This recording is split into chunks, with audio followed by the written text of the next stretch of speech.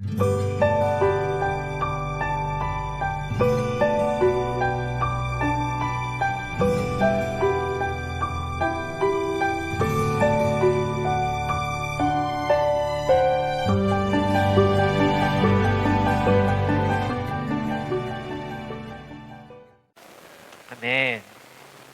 이 시간 금요기도에 나오신 우리 성도님들 주님의 이름으로 환영합니다.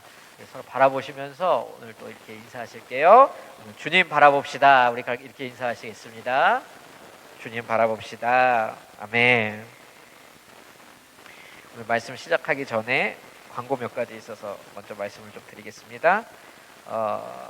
다음 주는 금요 예배가 우리 주보에 또 광고가 나왔는데 저기 치앙마이 홀리시티 그 집회 우리 또 교회 섬기시잖아요. 그래서 가서 섬겨주시고 태국 교회와 태국 성도들 위해서 함께 그곳에서 또 뜨겁게 이곳처럼 기도해 주시면 되겠습니다. 그래서 다음 주는 금요 기도회가 없고 홀리시티 집회로 가름하도록 하겠습니다. 예. 또 다음 주에 있는 줄 알고 나오시면 안 돼요, 일로. 예. 그리고 오늘 또 저기 김성공 목사님 또 기도 제목을 보내주셨어요. 그래서 특별히 교회 내 아프신 분들을 위하여서 그리고 주일 예배를 위하여서 또 하반기 목회 계획을 위하여서 오늘 좀 우리 교회 한마음 되어서 기도를 해주십사 이렇게 또 특별히 말씀을 해주셨습니다. 이따가 기도하실 때 이 기도 제목 품으시고 또 뜨겁게 기도해 주시면 감사하겠습니다. 아멘. 오늘 한 말씀 같이 보시겠습니다. 함께 보실 말씀은 시편 133편 1절에서 3절 말씀입니다. 제가 가진 성경으로는 구약 성경 901페이지에 있습니다. 시편 133편 1절에서 3절 133편 전부입니다. 3절밖에 없어요. 찾으신 줄로 알고 제가 1절 읽고 성도님들 2절 읽으시고 같이 3절 읽겠습니다. 1절입니다. 보라, 형제가 연합하여 동거함이 어찌 그리 선하고 아름다운고.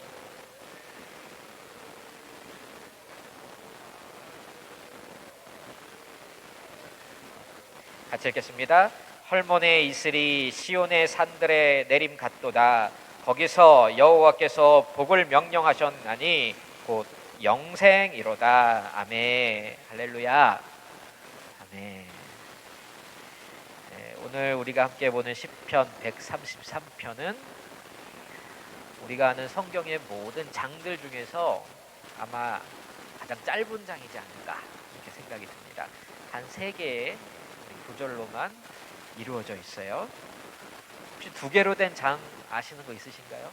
저는 잘 모르겠는데 제가 아는 이 3개로 된 이 시편 133편 아마 제일 짧은 장일 것 같아요. 그래서 모든 성경의 장이 이처럼 짧기만 하다면은 우리 성경 일독할 때 큰 어려움도 없을 것 같고 성경 연구하기도 좀 쉽지 않을까 그런 생각을 잠깐 해봤습니다. 오늘 주신 이 시편 말씀 짧지만 아름다운 시입니다. 시 낭독회 이런 데를 가보시면 어떻게 하십니까? 청중들이 아주 편안한 마음을 가지고 시를 감상하고 음미하는 마음으로 그 언어 하나하나가 주는 풍성한 그런 감성을 만끽합니다. 오늘 이 시간이 좀 그런 시간이 되셨으면 좋겠어요.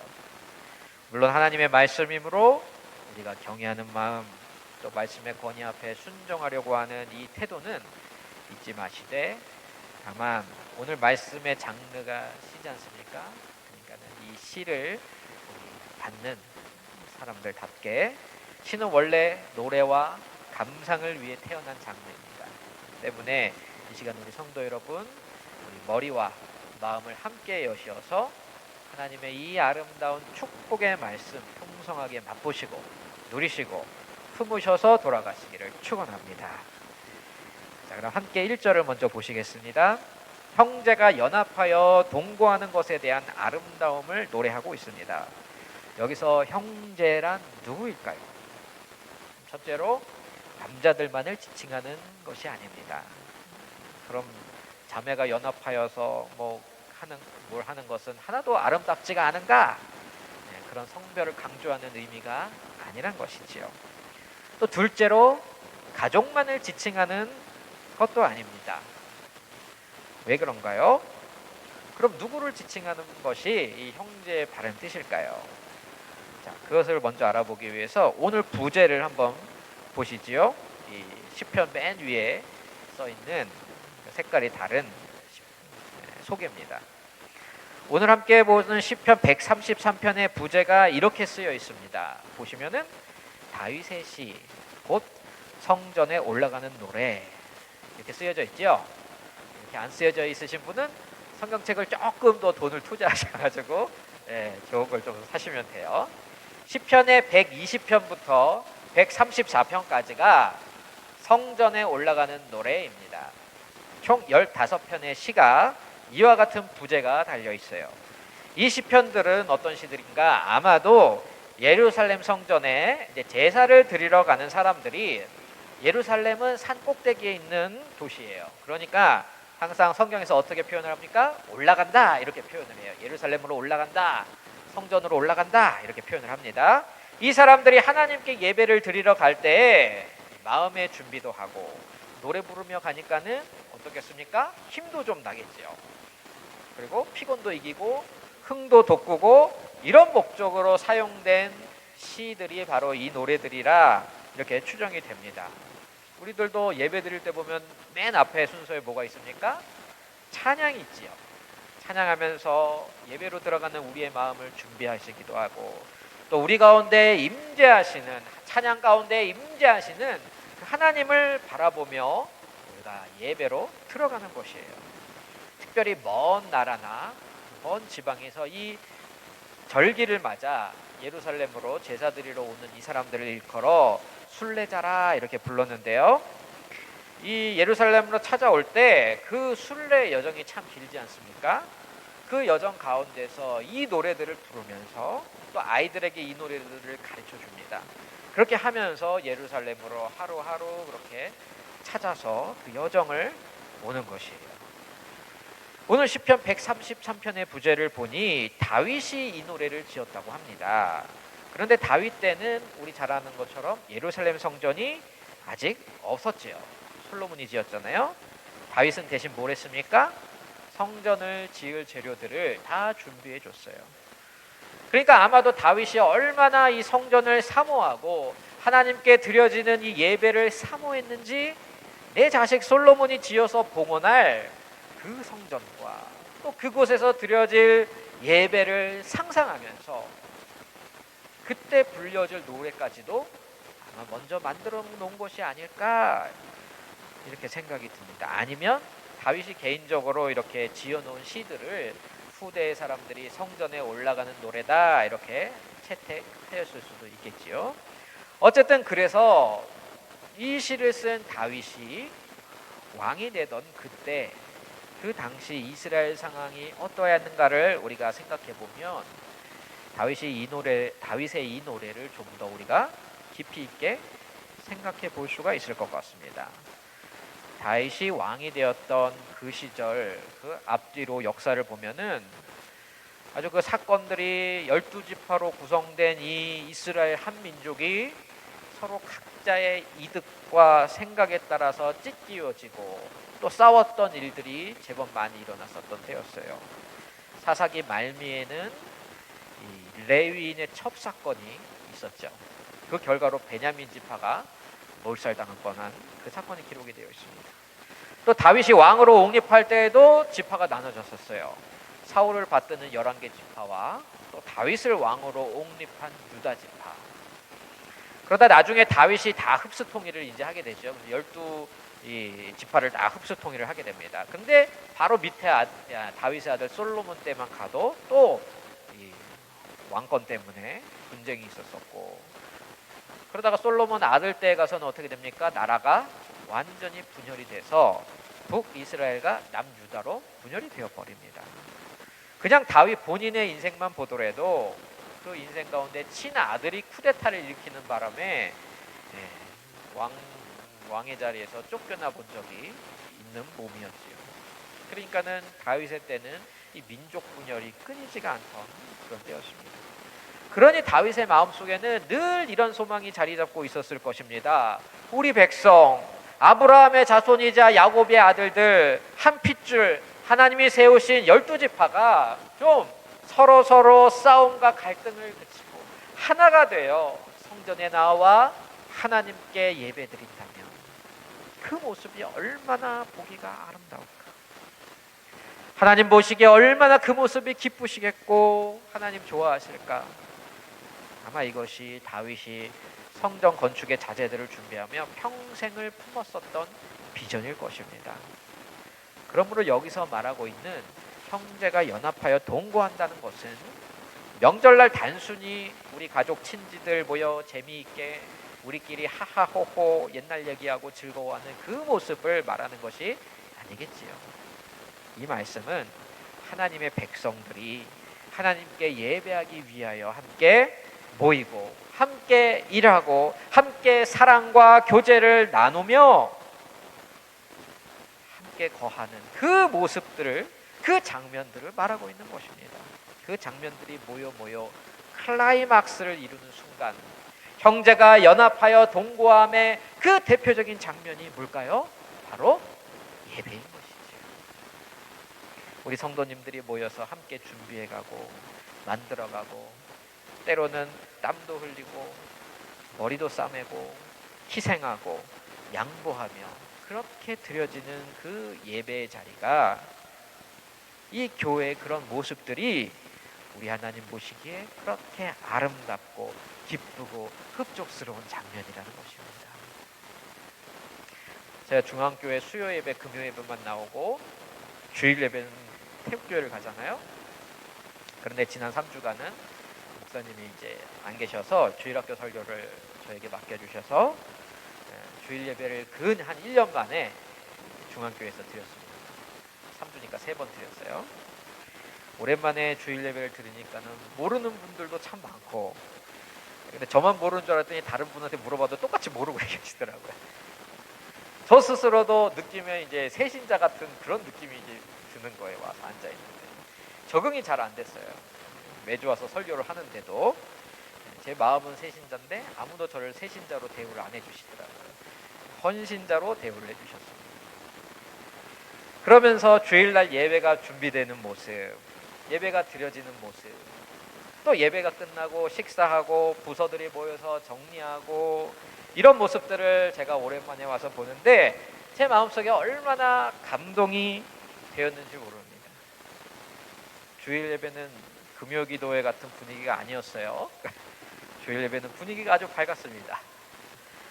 모든 분들이 얼굴에 웃음이 있고 기쁨이 있고, 누가 서로 알아주는 사람이 없을지라도 각자에게 맡기신 그 자리에서 최선을 다해 하나님을 섬기시는 그 모습들, 내가 좀 부족하지만 섬겨야지, 이 일이 참 별거 아니지만 이걸 통해서라도 내가 섬겨야지, 하나님 섬겨야지, 그런 마음들이 전해져 오는 것만 같았습니다. 그러다 예배 시간이 되면 그 모든 성도들이 함께 모여 하나님을 찬양하고 기도하고 말씀에 아멘 아멘 하며 예배를 드리고 축도와 함께 하나님의 백성됨을 품고 감사하며 돌아가시는 그 모습들, 바로 그 모습이 형제가 연합하여 동거하는 아름다운 모습인 줄로 믿습니다. 우리 하나님 기뻐하는 교회의 아름다움인 줄로 믿습니다. 그러므로 성도 여러분, 늘 오늘 이 말씀을 가슴에 품으시고 봉사하셨으면 좋겠어요. 지금 우리가 각자 하나님이 맡기신 자리에서 수고하는 그 모습들, 각자가 있으시잖아요. 그 모습들을 세상은 비록 주목하지 않을지 모르지만, 또 때로는 사람들도, 우리 주변에 있는 성도님들도 관심 갖지 않을지도 모르지만은 누가 그것을 주목하시며 심히 기뻐하실까요? 우리 하나님. 우리 하나님께서 바라보시면서 얼마나 기뻐하시겠느냐 이거예요. 저도 마찬가지인 것 같습니다. 설교를 준비하다가 생각난 이야기가 있었어요. 금요기도회를 하나님과 교회가 맡겨주셔서 제가 이렇게 하고 있는데, 내가 하나님 앞에서 섬기고 있다라는 사실을 종종 잊어버릴 때가 있는 것 같습니다. 그러면 사람이 눈에 보이고 숫자가 보이고 반응이 보이고 어떤 평가가 있나 이것을 보게 되는 것 같아요. 영락 없습니다. 매년 3월에 저희 어머니가 치앙마이를 한 주 정도 이렇게 일을 쉬시고 한 주 정도 오셔서 계시다 가시는데요. 오시면 꼭 여기 금요기도회를 오셔서 예배를 드리고 가십니다. 아마 아들이 설교하는 그 모습을 그때밖에 보실 수가 없으시니까 그런 것 같아요. 태국 사역이나 다른 사역에는 많이 관심은 없으신 것 같은데 예, 금요기도회는 이렇게 참석을 꼭 하시려고 하십니다. 올해도 그렇게 다녀가셨는데요.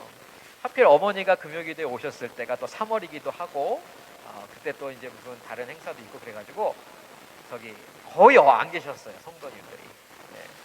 하여튼 몇 분 안 계셨어요. 근데 이제 저는 별로 그런 거를 평소에 신경 안 쓰는 사람인데 어머니가 가시고 나니까는 이상하게 그런 부분이 제가 마음이 좀 의기소침해지더라고요. 마음이 편하지가 않았었습니다. 그래서 이제 그 다음 주 금요일 어머니 돌아가시고 이제 다시 기도에 나갈 준비하고 있는데 그냥 마음이 좀 그러니까 어머니한테 한번 전화를 드려보자 해가지고 어머니한테 기도에 이제 나갈 준비하고 이제 출발하기 전에 어머니께 전화를 드렸습니다. 그래서 이런 말 저런 말 나누고 나서 이제 전화 끊을게요. 이제 기도에 갑니다. 기도할게요. 이러고서는 끊으려고 하는데 어머니가 무슨 말씀을 하시는가? 석종아, 하나님 앞에서 해라. 이러고 끊으시더라고요. 원래 저희 어머니가 제가 선교사가 되고 난 다음에는 석종아 이렇게 안 부르시거든요. 목사 안수 받고 나서는 더 하세요. 어디 공공장소 가도 식당 가도 일부러 큰 소리로 다 사람들 들으라고 목사님 이렇게 불러요. 그러면 이제 이상하게 창피한 마음이든 창피한 제가 잘못된 거겠죠. 하여튼 제 이름을 부르시지 않는 분인데 그날은 희한하게 전화를 끊으려고 하는데 석종아 하나님 앞에서 해라 이 말씀을 하시고 끊으시더라고요. 전화를 끊고 짧지만 깊은 생각을 했습니다. 어머니의 그 한마디가 저에게는 하나님의 음성으로 받아들여졌어요. 석종아 하나님 앞에서 해라. 그 뒤로 금요기도에 올 때마다 여러 가지 생각이 들더라도 최종적으로는 이 음성을 붙잡고 단에 섭니다. 하나님 앞에서 코람데오. 사랑하는 성도 여러분, 모든 일들을 하나님 앞에서 하시기를 축원합니다. 그러면 그 일은 하나님의 일로서 큰 의미를 가지게 될 것입니다. 기쁨으로 감당할 수가 있습니다. 참다운 예배자로서 하나님 앞에 나아갈 수가 있는 것입니다. 이 치앙마이 중앙교회가 그런 예배 공동체 되시기를 주님의 이름으로 축원합니다. 자, 그 다음에 2절과 3절은 이 하나님의 백성 공동체가 얼마나 아름다운지를 비유적으로 그 비유적 표현을 통하여 전달해 주고 있습니다. 첫 번째 그림은 2절에 나와 있어요. 2절 우리가 함께 읽어보겠습니다. 시편 133편 2절입니다. 시작. 머리에 있는 보배로운 기름이 수염 곧 아론의 수염에 흘러서 그의 옷깃까지 내림같고. 여기서 주목해 볼 만한 단어가 두 가지입니다. 기름 그리고 아론이에요. 아론은 그 개인보다는 그 직분의 의미가 더 큰 인물입니다. 아론의 직분이 무엇이었지요? 대제사장입니다. 초대 대제사장이에요. 기름은 그 대제사장을 임명할 때 머리에 붓는 것이었습니다. 식용유, 참기름 이런 것이 아니라 향유입니다. 지금으로 치면 아주 고급 향수겠지요. 아주 귀하고 가치가 있는 기름인 것입니다. 신약에서 옥합을 깨트린 여인 혹시 기억나시나요? 그 옥합 안에 있는 기름을 예수님 발에 붓잖아요. 그게 노동자 1년치 월급을 꼬박 모아야 살 수 있는 그 값이라고 해요. 그러니 그보다 약 1000년 전인 이 시가 쓰여질 당시에는 이 향유의 가치가 얼마나 더 귀했겠습니까? 지금처럼 아무나 막 가질 수도 쓸 수도 없는 그런 기름이었습니다. 그 가치 있는 기름을 하나님께서 어떻게 하시겠다는 거예요? 당신의 예배자들에게, 일꾼들에게, 섬기는 자들에게 부어주신다는 것입니다. 그런데 어떻게 부어주신답니까? 비싼 거니까 찔끔 몇 방울 떨어뜨려서 막 펼쳐 문지르고 아까우니까 이렇게 하신답니까? 아니지요. 아낌없이 부어주신답니다. 머리에 부은 기름이 흘러 넘쳐서 아론의 긴 수염을 적시고 그 기름이 더 흘러 넘쳐서 요끼까지 가득 적셔버리는 것입니다. 아마 그러면 그 향기가 사방천지에 진동을 할 것이에요. 아론이 가는 곳곳마다 진동을 하였을 것입니다. 성도 여러분, 우리가 하나 되어 하나님께 예배하는 그 모습은 그 모습 자체로서도 아름답지만 그 자리가 더 아름답고 의미 있고 기쁨이 되는 이유는 무엇입니까? 하나님이 이 복을 주시기 때문입니다. 아낌없이 복을 주시기 때문이에요. 찔끔 주는 것이 아니라 흘러 넘치도록 부어주시는 곳이 먼저는 우리들의 예배 자리요, 그 다음으로는 예배자된 우리의 삶의 자리입니다. 내 개인뿐만 아니라 내 가정에 이 향기가 흘러 넘칩니다. 내 배우자와 내 자녀와 내 직장과 내가 밟는 모든 땅 가운데에 이 하나님이 부어주신 값비싼 복의 향기가 진동을 하게 되는 것입니다. 예수를 믿으면 복 받는가? 복 받습니다. 이는 분명한 사실입니다. 예배 드리면 복 받는가? 복 받습니다. 그것도 찔끔 받는 것이 아닙니다. 하나님께서 흘러 넘치도록 부어주시는 복이 삶의 자리자리마다 임재합니다. 예배 자리에서 우리는 이것을 기대하여야 할 것입니다. 내가 오늘 예배 자리에 예배자로 섬이 먼저는 하나님을 기쁘게 해드렸을 뿐 아니라 더불어서 하나님이 내 삶의 모든 영역, 모든 관계에 흘러 넘치도록 복을 부어주신다, 이것을 믿음으로 받으시기를 바랍니다.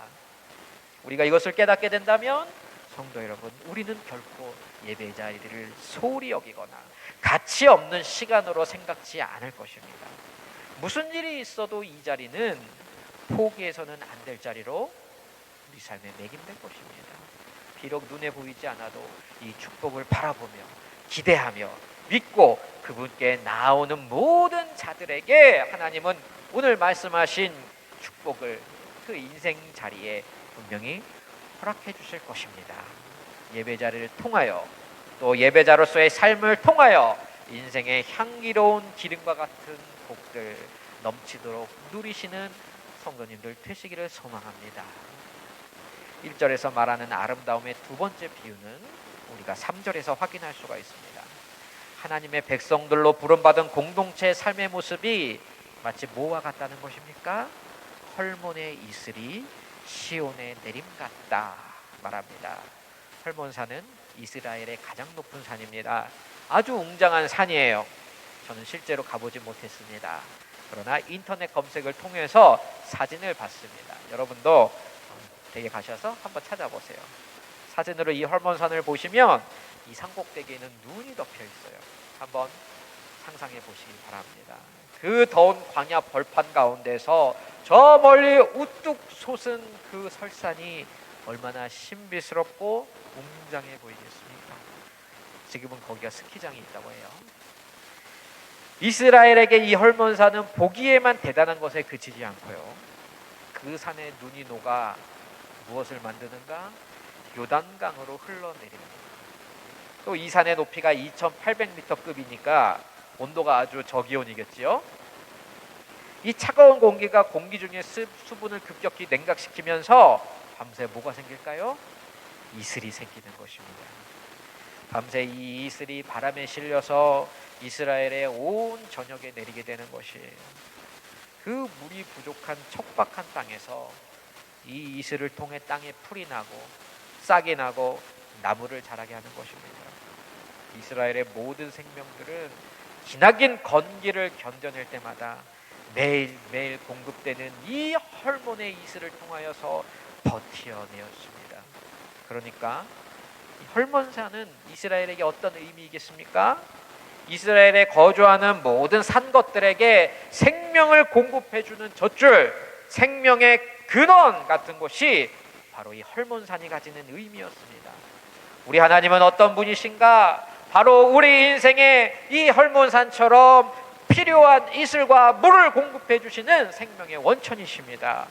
이스라엘 백성들은 매일 아침 일어나서 땅을 촉촉히 적시고 풀잎에 맺혀있는 이슬들을 보면서 하나님의 은혜를 생각하였을 것입니다. 또 광야 시절마다 매일 아침마다 만나를 공급하셨던 그 선조들의 옛 이야기를 떠올렸을 거예요. 은혜의 하나님, 오늘도 공급하시는 하나님을 이 헐몬의 이슬을 통하여 묵상하게 되는 것입니다. 저와 여러분도 마찬가지 아니겠습니까?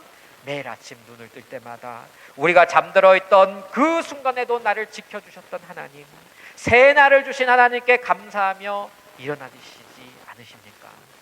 어떤 이들은 새벽 기도로, 어떤 이들은 큐티로, 또 어떤 이들은 짧은 개인 묵상과 기도로 각자의 자리에서 하나님의 은혜를 기억하며 하루하루를 시작하는 그 모습들이 있을 것입니다.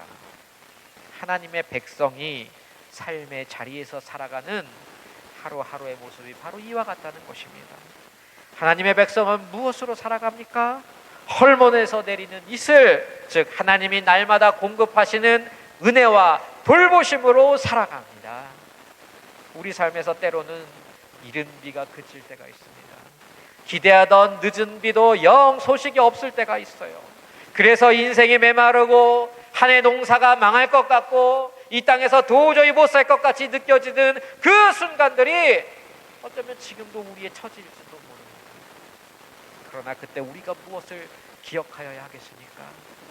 아침에 눈을 뜰 때마다 땅을 적셔놓은 하나님의 그 이슬들을 바라보아야 할 것입니다.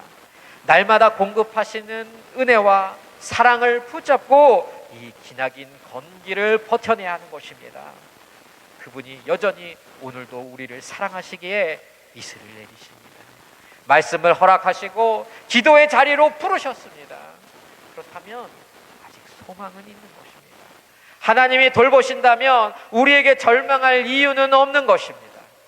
날마다 우리를 향하여 내리시는 그 하나님의 말씀들, 올려지는 기도들, 예배들 다 하나님의 은혜 헐몬의 이슬로 받으시고 삶에서 끝까지 소망을 잃지 마시는 성도님들 되시기를 축원합니다.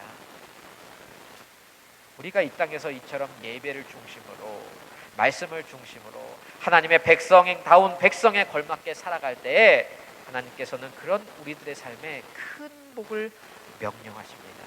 어떤 복입니까? 이 땅에 여러 복들이 있지만은 그 무엇과 비교조차 할 수 없는 지상의 복, 가장 귀한 복. 그래서 다른 복들을 다 포기해도 이것만큼은 절대 포기해서는 안 되고 놓쳐서도 안 되는 복, 무엇인가요? 바로 영생이지요. 3절 하반절입니다. 거기서 여호와께서 복을 명령하셨나니 곧 영생이로다. 기독교인에게 있어서 영생은 내세 산만을 말하는 것이 아닙니다. 만약 오늘 말씀이 말하는 영생의 그런 개념이라면 적어도 지금 내가 사는 이 땅 현세에서만큼은 영생이라는 것은 그리 큰 의미가 없을 것입니다. 성경이 말하는 영생은 이미 하나님의 백성된 우리가 하나님과 관계하며 하나님의 사랑, 돌보심, 위로하심, 지켜주심, 먹여주심, 입혀주심 등등 우리 삶의 그 모든 것들을 하나님과 더불어 누리는 삶, 그것을 포함하는 개념인 것입니다. 어쩌면 이것이 영생의 더 정확한 의미일 것입니다. 시간적으로 영원히 사는 것은 하나님의 백성에게 자연스럽게 따라오는 결과일 뿐입니다. 마치 핸드폰에 전원을 연결해 놓으면은 그 핸드폰은 배터리가 바닥나지 않고 끝없이 배터리 100%로 쓸 수가 있습니다. 왜요? 전원을 연결해 놨으니까. 이것과 같은 이치입니다. 그러므로 영생이란 당연히 영원한 시간을 살아가는 것도 포함하며 그보다 더 중요한 삶의 질, 어떠한 삶인가, 우리가 어떠한 존재인가에 대한 내용입니다. 사랑하는 성도 여러분이요, 그래서 예수를 믿고 구원을 받았다면 영생은 지금 이 자리에서 이미 시작된 것입니다. 지금 이 예배 자리에서, 말씀의 자리에서, 기도의 자리에서 하나님이 오늘 명령하신 영생의 복이 흘러 넘치고 있음을 믿으시기를 바랍니다. 그리하여 아론의 머리에 부어진 향유와 같이 이스라엘 전역에 내린 헐몬의 이슬과 같이 풍성히 부어지는 이 영생의 은혜를 믿음의 눈으로 바라보시고 소망하시며 누리실 수 있는 모든 성도님들과 우리 가정들 되시기를 주님의 이름으로 축원합니다. 함께 기도하시겠습니다.